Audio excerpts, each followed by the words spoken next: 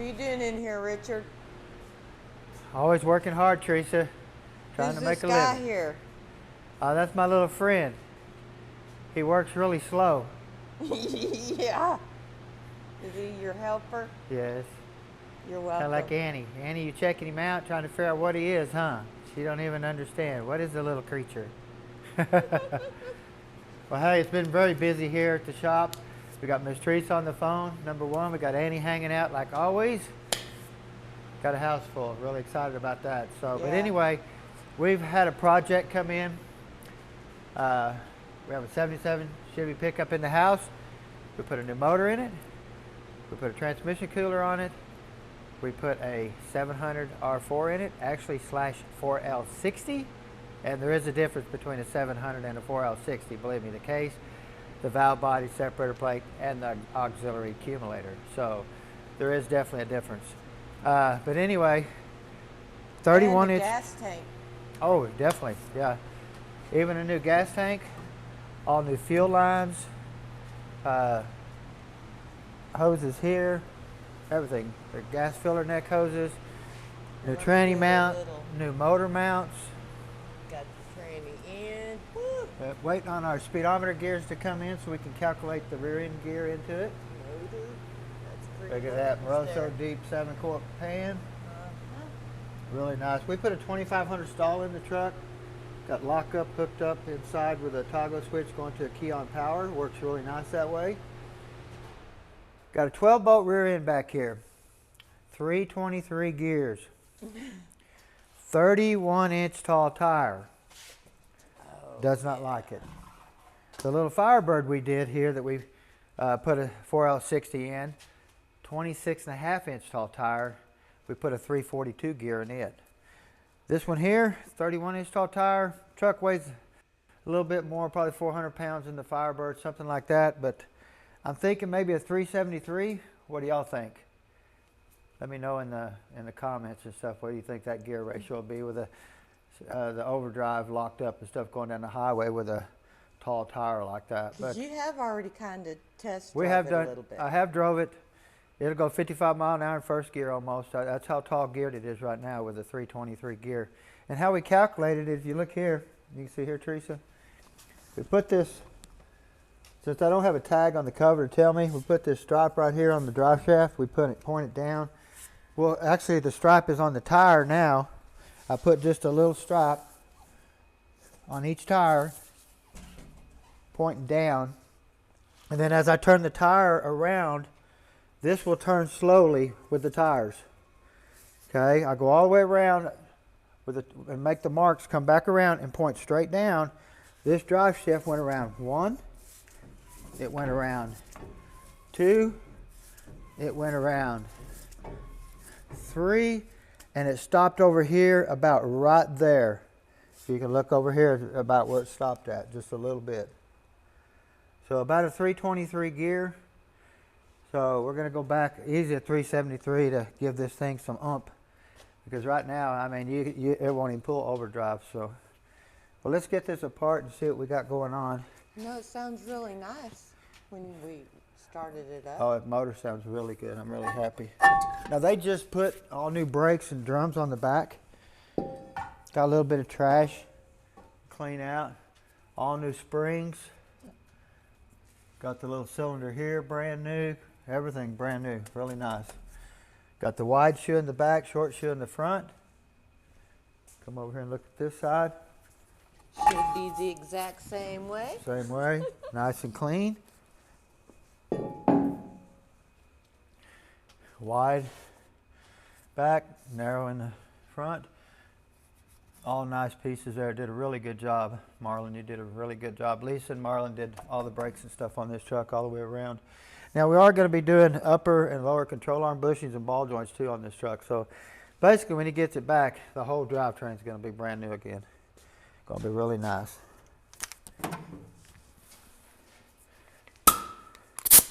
We're probably going to end up putting a posi in it too. It's just got a single tire fryer. Single tire fryer. Single tire fryer.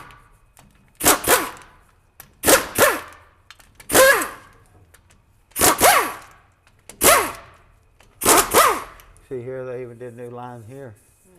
They did a really nice job. Yeah.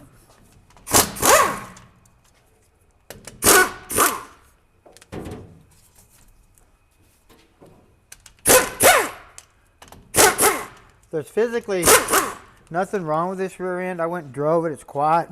No whines or anything like that. But just the gear change is what we're going to be doing. Of course, all new bearings and stuff like that. But it just wouldn't pull that gear. Ugh. That looks thick. There really wasn't much in there, was there? Actually, there was probably a coffee cup in there. That's it. Ugh. Why is it that thick? Ugh. I mean, you can smell that. It's just old, original rear end. Look how thin that ring gear is to get that 323 in there. Yep.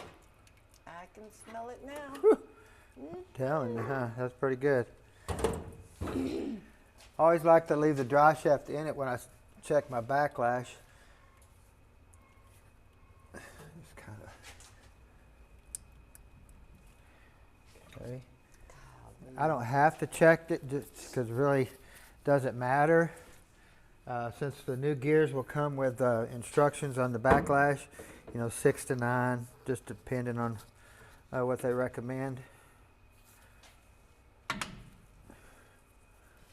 I was doing a tranny with this, so it's going to be all out of adjustment. Checking clutch clearances and stuff. Get in there. Come on, there we go. Turn this, maybe I can get this kind of around where I can see it. Yeah.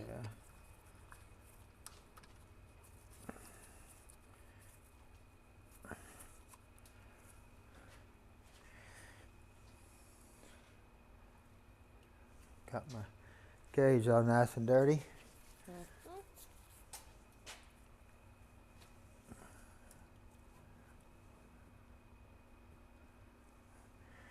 Right there, we got it set on 0. We're going to see how much wear this has got. Normally, should be, 8 thousandths, somewhere in there, 9 thousandths is on the high side. 6 is on the low. But let's see what we got. Oh my gosh. 20, almost 20 thousandths. Look at that. Tell me that ain't got some wear. Wow.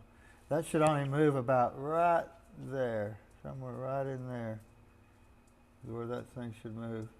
It shouldn't do that, all of that. Right there. So, got plenty of backlash, that's for sure. I'm shocked this thing didn't whine, but I never heard a whine. But it was 1 degrees outside when I went and test drove this thing, so I'm sure the oil was nice and thick, taking up a lot of clearance. Yes, no doubt. Yeah. Get our drive shaft loose real quick.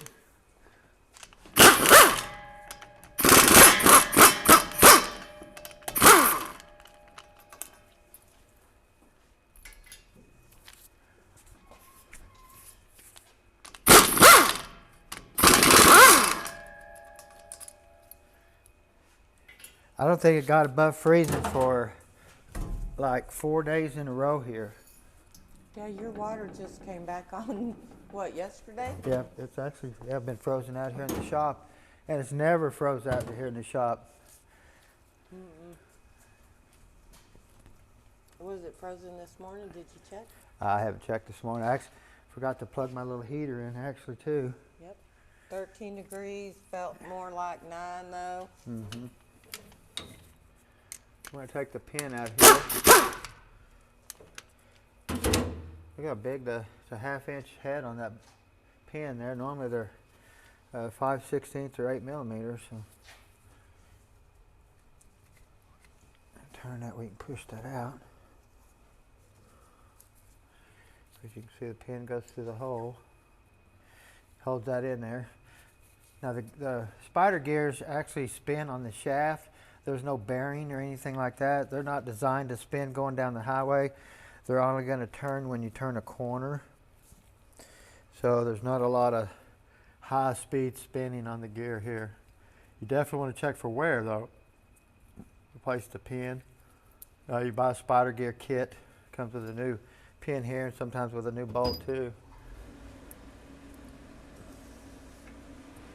take and push the axle in, you'll see the retainer fall out. A little horseshoe foot. These will go in either direction. And we're going to pull the axle out. Over here, Teresa. Here. Over here, yeah. Yeah. Look at the goop on that thing. What we want to do is get the axles over here on the bench, clean all this up through here, and make sure there's no pitting where that bearing runs, because the axle physically is the race. So if there's pitting in here or anything like that, you're going to have to replace the axle. We do not use axle saver bearings. They just don't work. Everyone, they just come back leaking. That looks really good. We can probably scotch-brite that up. No pitting or anything, so that's really exciting there.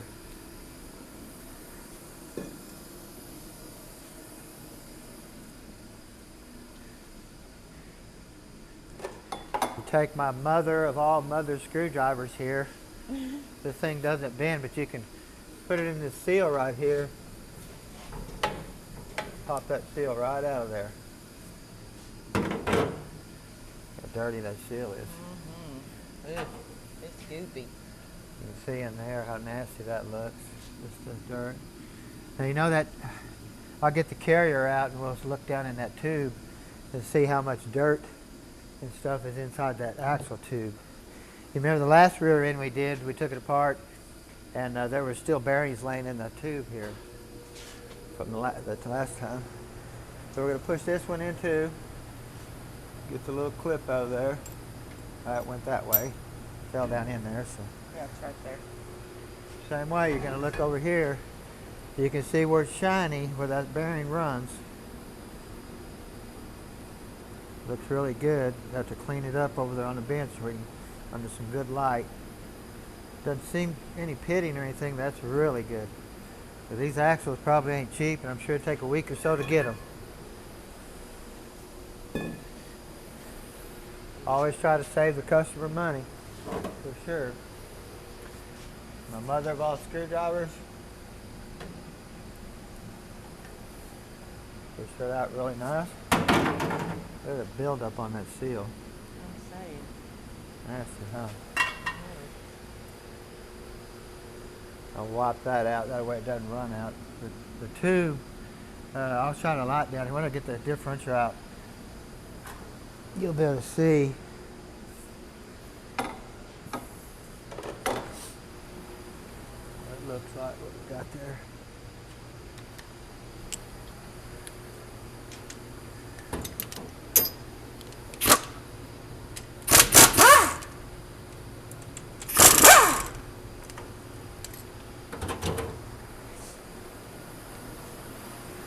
I don't think the rear end's ever been apart, so I'm going to go ahead and mark the caps. I had one come in here a while back that I did, and there was physically marks on both caps. I'll mark it there. Put a little dent there, that way you can identify it, which side it goes to. If you notice it's flat on this side, it's got a little hump sticking out here. That actually is what keeps the spacers from coming out. That you're going to shim your carrier from side to side. So you see one right there. You know, that covers it up, holds it from coming this way. It doesn't matter where it goes now. So.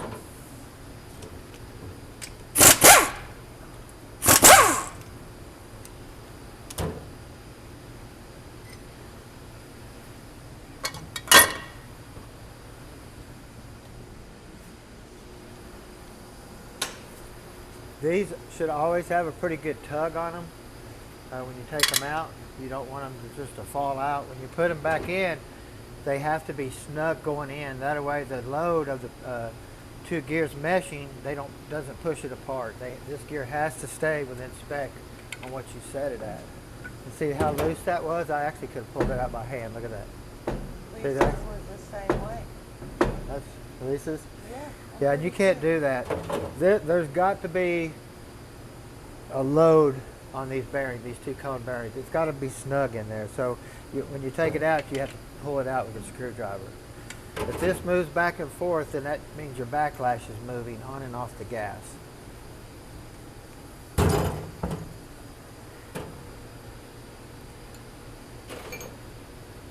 You can see this one here actually how it looks like the race has been spinning in the bore a little bit.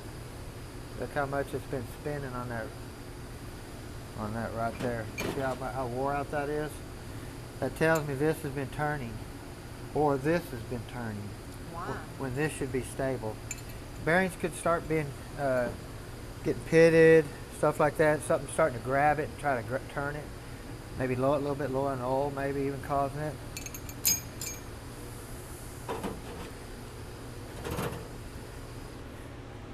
Now, since the gear was over on this side, it's all the load is going to be always pushing the ring gear that way.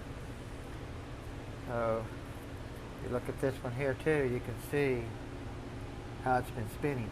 And it's the only reason why it was spinning is because there's just not enough preload on this thing, holding it in there tight enough. So, when we go back, you definitely want to make it snug. These are two different thicknesses. Sometimes you might be able to use one back. Our bearing kit sometimes will come with spacers and sometimes it won't. So you want to open the box and look at it and make sure that they're in there. If not, you have to get them. Same way here. See how that's been turning? That's just because this is loose, moving around. I probably could have took this spacer out here, shoved that ring gear that way, and took up that 10 thousandths backlash that we were seeing on the gauge. Because time you take this wear, that wear, that wear, and that wear, that's where we're getting our 10 thousandths at, probably. So, nasty, huh? This thing is. Oh, it stinks. Yeah, big old bearings.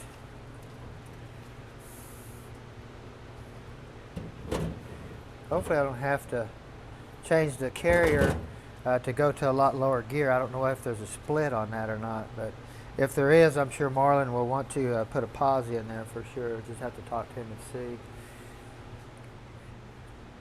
see if I can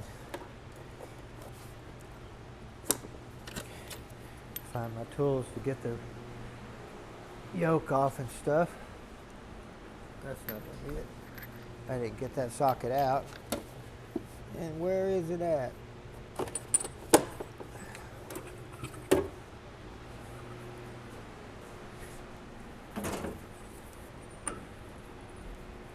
Okay.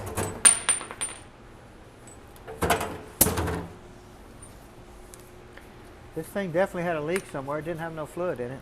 Yeah. Could have been leaking out of the, could be what all that stuff there is, maybe. Yeah.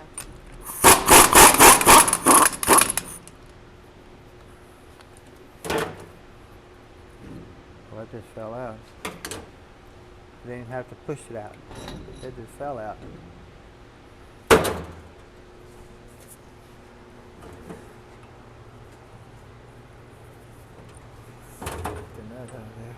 Now we do have a selective shim under this here, under this bearing. The factory gear is not going to have a center to the end here number on the end of it, where the aftermarket gear is going to have a number that you're going to set it up on from the center of here to the end of here. So you'll want to look at that, and then of course we have a tool that will give us the calculations. We have our crush sleeve. Well, that's a big one, huh? See if I can get that seal out of the front with my mother of all screwdrivers.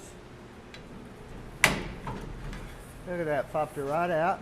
Of course, we have our bearing here. Seal. You can see how, come over here and look at this, Teresa. How dirty that yoke is. Oh, yeah. Nasty. You want to look here where that pinion seal runs right through here. That thing is nasty. Make sure it's not rutted. They do make a speedy sleeve you can put on here with a different seal. But we'll put all this stuff in the parts washer. This will look brand new when we go to put it back together. So, but anyway, it pays to have the right tools. You can see here where this truck had wheel locks on it all the way around. We have a wheel lock kit. The Matco wheel lock kit comes with all the wheel lock keys to take off all your mag locks. So luckily we had that. We've been struggling getting the mag locks off. And then of course we use this here too. This has been something fun to learn. It's a Jegs pinion depth setting tool. Got all the stuff in here to set it up, instructions and stuff like that. So pretty neat. Gives you always go back with the original shim, but I'm making a pretty good jump.